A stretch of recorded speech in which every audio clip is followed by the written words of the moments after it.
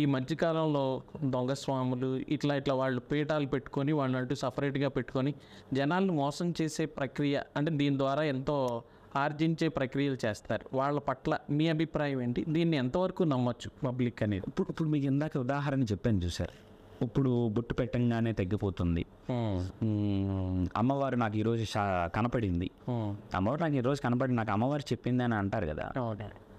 42 degrees ఎండ ఉంటుంది, ఆ ఎండలో వాళ్ళు నుంచోగలరు ఎవరన్నా? కష్టం. మరి అమ్మవారికి అన్నప్పుడు నువ్వు కనపడాలిగా. మరి అమ్మవారు నీకు అన్నీ చెప్పేస్తున్నప్పుడు వరల్డ్ బ్యాంక్ అప్పు ఎంత ఉందో కూడా అమ్మవారిని చెప్పి తీర్చేయవచ్చు. మన స్టేట్ గవర్నమెంట్లో అప్పు కూడా అమ్మవారు చేసి, అమ్మవారు కనపడుతుంది అనే మాట కన్నా అమ్మవారిని స్మృతిని చేసుకుంటూ అమ్మవారు చూపించిన దారిలో వెళ్తున్నాం అనే మాట అంటే మనం నమ్మచ్చు.